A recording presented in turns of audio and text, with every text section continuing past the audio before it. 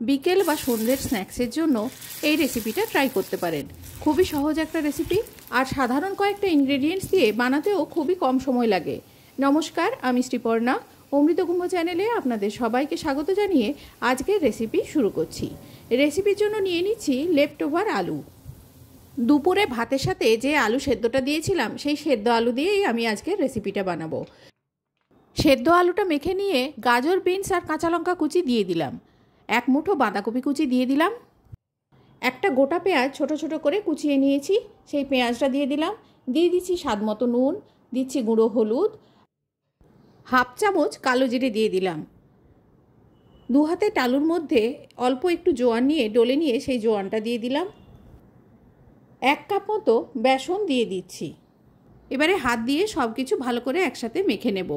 যদি জলের প্রয়োজন হয় সামান্য জল ব্যবহার করা যেতে পারে, তবে বাঁধাকপি থাকার জন্য এই সবজিগুলো থেকে যে জল বেরিয়েছে সেই জলেই মিশ্রণটা মাখানো হয়ে গেছে। মাখিয়ে নেওয়ার পর মিশ্রণটা দেখুন এরকম হয়েছে, আর আমাকে কোনো জল ব্যবহার করতে হয়নি। এবারে এগুলো ভেজে নেওয়ার জন্য কড়াইতে তেল বসিয়ে দিয়েছি। তেলটা খুব ভালো মতো গরম হলে 1 চামচ করে পোরশন নিয়ে একটা একটা করে তেলের মধ্যে ছেড়ে দিলাম। এই তেলের মধ্যে যে কয়টা পকোড়া ধরে সেগুলো ছেড়ে দিলাম। প্রথম ব্যাচে আমার অর্ধেকটা মিশ্রণ থেকে পকোড়াগুলো তৈরি হয়েছে, বাকি অর্ধেকটা পরের ব্যাচে ভেজে নেব। এবারে 2 থেকে 3 মিনিট একদিকটা ভালো করে ভেজে নেব। এক পাশ ভাজা হয়ে গেলে উল্টে দিচ্ছি অন্য পাশ ভাজার জন্য। সব কটা পকোড়া উল্টে দিয়ে অপর পাশটাও 2 থেকে 3 মিনিট ভালো করে ভেজে নেব। উল্টে পাল্টে ভালো করে ভেজে নিয়ে তুলে নিচ্ছি পকোড়াগুলো।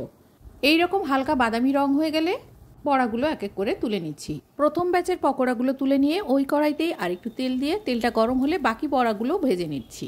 দেখুন কত কম সময়ে এবং খুবই কম পরিশ্রমে লেফট ওভার আলু দিয়ে আমি রেসিপিটা বানিয়ে নিলাম। বেঁচে যাওয়া আলুর বদলে এমনি সেদ্ধ আলু দিয়েও করতে পারেন। এই পকোড়া সস দিয়ে স্ন্যাক্স হিসেবে খেতে পারেন, অথবা মুড়ির সাথেও এটা খেতে খুবই ভালো লাগে।